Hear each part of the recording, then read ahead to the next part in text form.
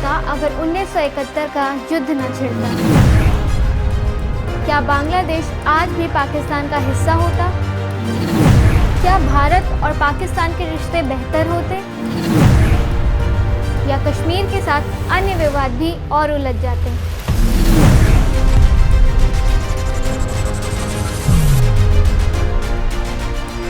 नमस्कार दोस्तों, स्वागत है आपका हमारे YouTube चैनल ऑल्ट हिस्ट्री में, जहां हम इतिहास को एक नए नज़रिए से देखते हैं। 1971 में हुए युद्ध को और गहराई से जानें। 1971 का वो टाइम था जब दुनिया की नज़रें भारतीय उपमहाद्वीप पर थी। ये एक ऐसा युद्ध था जिसने भारत और पाकिस्तान की न केवल ताकत को परखा, बल्कि एक नए राष्ट्र बांग्लादेश को जन्म दिया।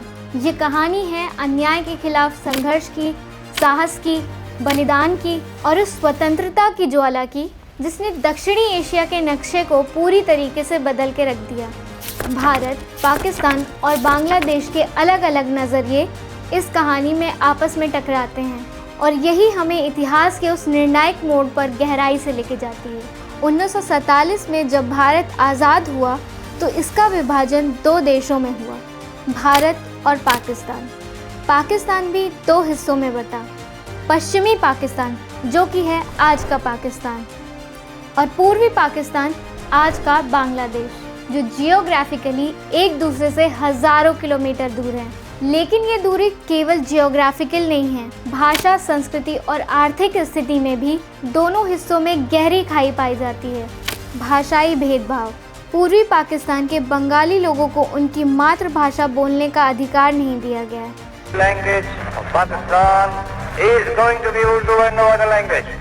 पश्चिमी पाकिस्तान ने उर्दू को थोपने की कोशिश की है।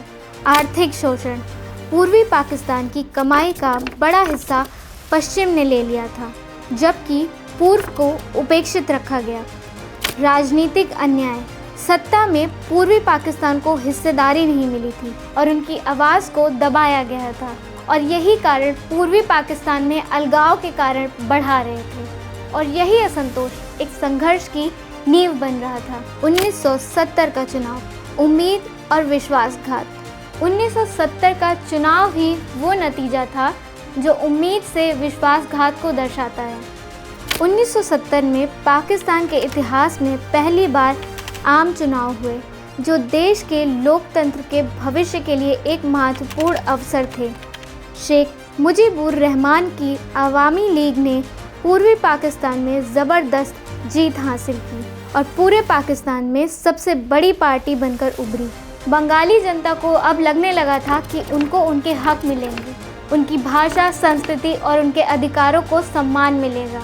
लेकिन ये उम्मीद जल्द ही टूट गई जब पाकिस्तान की सेना और राष्ट्रपति याहा खान ने सत्ता की कुर्सी से हटने से ही इनकार कर दिया। इस फैसले ने पूर्वी पाकिस्तान के लोगों को ये एहसास दिला दिया कि उन्हें कभी भी समान अधिकार नहीं दिए जाएंगे। ये उनके धैर्य की अंतिम परीक्षा थी, पर अब वो सिर्फ विरोध ही नहीं कर रहे थे, पर अपनी आज़ादी के लिए संघर्ष भी करने लगे थे। और इसी वजह से ऑपरेशन सर्च लाइट स्टार्ट हुआ, जो अत्याचार का काला अध्याय है। 25 मार्च 1971 की रात पाकिस्तान की सेना ने ऑपरेशन सर्च लाइट शुरू किया, एक खूनी सैन्य अभियान जिसका मकसद बंगाली स्वतंत्रता संग्राम को कुचलना था। ढाका, चटगांव और अन्य शहरों में पाकिस्तान ने निर्दोष नागरिकों पर कहर बरपाना शुरू कर दिया। हजारों लोग सड़कों पर बेरहमी से मार दिए गए। बंगाली बुद्धिजीवियों, पत्रकारों और छात्रों को चुन चुनकर मौत के घाट उतारा गया। महिलाओं पर भयंकर अत्याचार हुआ और हजारों महिलाओं का बलात्कार किया गया। लाखों लोग अपने घर को छोड़ने पर मजबूर हुए और शरणार्थी बनकर भारत की ओर भागे। ये एक नरसंहार था जिसने केवल भारत को ही नहीं पर पूरे विश्व को हिलाकर रख दिया था। और यही वो रात थी जब पूर्वी पाकिस्तानियों ने ठान लिया कि अब वो स्वतंत्रता से कम कुछ भी नहीं स्वीकार करेंगे। इस भयंकर त्रासदी के बीच बांग्लादेश के जन्म की चिंगारी भड़क चुकी थी। ये इतिहास का काला अध्याय था, लेकिन इस दमन ने बांग्लादेशी में स्वतंत्रता संग्राम की आग को और बढ़ा दिया। बंगालियों ने मुक्ति वाहिनी के रूप में सशक्त प्रतिरोध किया और धीरे धीरे ये लोग मजबूत होते गए। भारत के लिए ये संकट दो रूपों में खड़ा था। एक तरफ रेफ्यूजीज के आने से देश के संसाधनों पर भारी प्रभाव पड़ रहा था, तो दूसरी ही तरफ पाकिस्तान की सैन्य कार्रवाई भारत के लिए भी खतरा बन रही थी। प्रधानमंत्री इंदिरा गांधी ने इस स्थिति को गंभीरता से लिया। भारत ने न सिर्फ शरणार्थियों को आश्रय दिया, बल्कि मुक्ति वाहिनी को हथियार, प्रशिक्षण, रणनीतिक सहायता भी दी। यह समर्थन बांग्लादेश की आज़ादी की लड़ाई में बहुत अहम साबित हुआ और इसी बीच पाकिस्तान ने इस स्थिति में भारत का सीधा हस्तक्षेप माना और यही युद्ध की स्थिति बन गई। 3 दिसंबर 1971 युद्ध की शुरुआत। 3 दिसंबर 1971 को पाकिस्तान ने भारत के हवाई ठिकानों पर अचानक हमला कर दिया। ये हमला पश्चिमी मोर्चों पर भारतीय सैन्य ठिकानों को निशाना बनाकर किया गया, जिससे दोनों देशों के बीच में पूरी तरीके से युद्ध छिड़ गया। भारत पहले से ही इस युद्ध के लिए तैयार था और जवाबी कार्यवाही करने हेतु तीनों मोर्चों पर युद्ध छेड़ दिया गया। पूर्वी मोर्चा, आज़ादी की लड़ाई। भारतीय सेना और मुक्ति वाहिनी ने मिलकर पाकिस्तान की सेना को चारों ओर से घेर लिया। तीव्र और सुनियोजित हमलों के कारण पाकिस्तानी सेना बुरी तरीके से कमज़ोर पड़ने लगी। भारतीय सेना ने ढाका की ओर तेज़ी से कूच किया और केवल 13 दिनों में पूरे पूर्वी पाकिस्तान का नियंत्रण स्थापित कर लिया। पश्चिमी मोर्चा, रणनीतिक जवाब। पश्चिमी मोर्चा पर पाकिस्तान ने कश्मीर और राजस्थान पे भीषण युद्ध छेड़ा। भारत ने मजबूती से जवाब दिया, लेकिन उनका मुख्य लक्ष्य पूर्वी पाकिस्तानों को आज़ाद करना था। इसलिए भारत ने इस मोर्चे पर संतुलित रणनीति अपनाई और पाकिस्तान को किसी भी निर्णायक बढ़त से वंचित रखा। उत्तरीय मोर्चा, भारतीय ताकत का प्रदर्शन। उत्तरी क्षेत्र में भारत ने अपनी सैन्य शक्ति का प्रदर्शन किया और पाकिस्तान के खिलाफ जबरदस्त जवाबी हमले किए। भारतीय वायुसेना और थल सेना ने दुश्मन को भारी नुकसान पहुंचाया, जिससे पाकिस्तान के आत्मसमर्पण की घड़ी और करीब आ गई। 16 दिसंबर 1971 को ढाका में पाकिस्तानियों ने आत्मसमर्पण कर दिया और बांग्लादेश का जन्म हुआ। India gave people of Bangladesh their independence. 1971 का ये युद्ध सिर्फ सैन्य संघर्ष नहीं था, बल्कि एक मानवीय त्रासदी भी थी। ये एक ऐसी घटना थी जो आज भी लोगों के दिलों को दर्द से और गुस्सा से भर देती है। वह है ढाका विश्वविद्यालय नरसंहार।